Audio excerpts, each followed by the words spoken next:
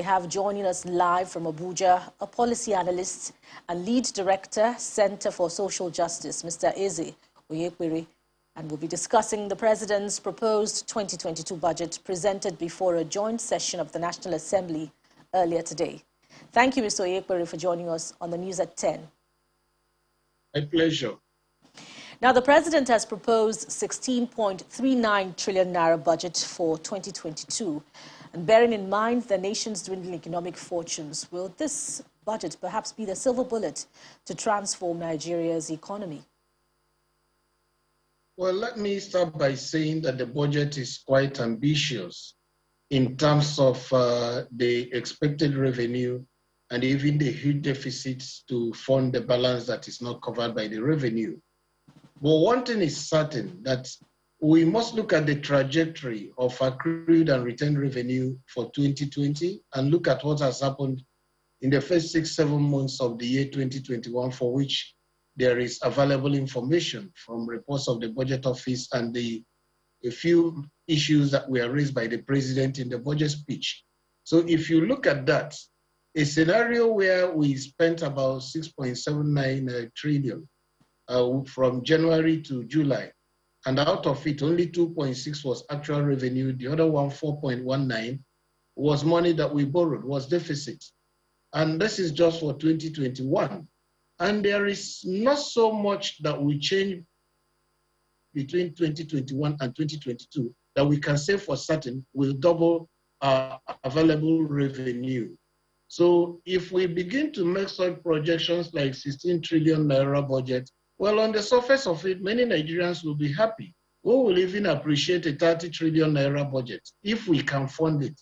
But unfortunately, it doesn't appear that we can fund it. Even from the presidential speech, it's only about 7.11 trillion that is covered in actual sources, oil revenue, non-oil revenue, and independent revenue.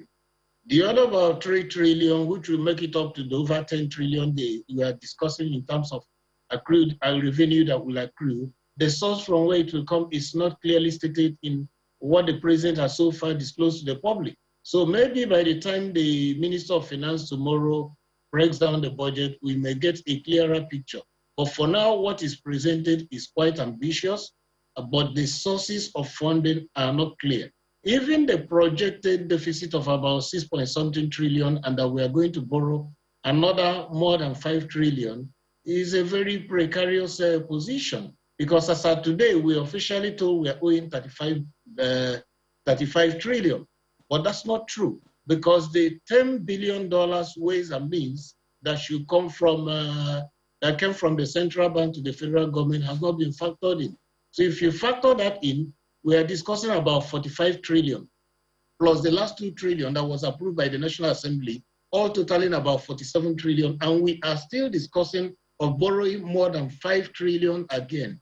So in essence, I don't think that the managers of the economy are thinking through what exactly they are doing, because this will take tens of decades for us to get back to the normal position where we were as at the time we had the zero debt template as cleared by Obasanjo in 2006. So I don't see how this budget will actually succeed. And you've touched on a point where I'm headed, Mr. Onyekwere, which is the President's argument in his speech, wherein he defended his government's continued borrowing spree with the argument that it spent its way out of 2 recessions, which was achieved through a resort to borrowing. How sustainable and justifiable is this appetite for borrowing, particularly in the long term? If you say you spent your way out of recession, that's a debatable statement. And moreover, sir, today we are using 98% of all our retained revenue to service debts, not even to pay back the actual debt we borrow, servicing, 98%. So what is remaining is 2%. Essentially, the statement that we are borrowing to fund the critical infrastructure is misleading. We are borrowing to pay salaries, first of all, to run the basic cost of governance. And whatever is remaining is what we are using to fund critical infrastructure. So I think the statement should be properly contextualized. It is not sustainable. When you are using all your money to service debts, if you were a private company, a limited liability company, either traded on the stock exchange or otherwise, your creditors may have come for liquidation. They may have come to collect their money and say, well, we're not sure you can be able to pay back. Yes, this is a sovereign country, and there are countries with greater debts, but they are more productive economies. Their revenue to their debt repayment is not on all fours with our own.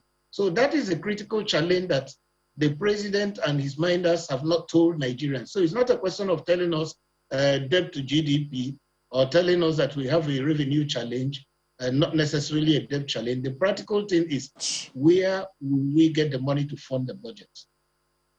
Yes, indeed. Thank you very much, Mr. Eze Onyekpiri, policy analyst. Thank you for your contribution on the news at 10. We hope that the issues will become clearer in the coming days.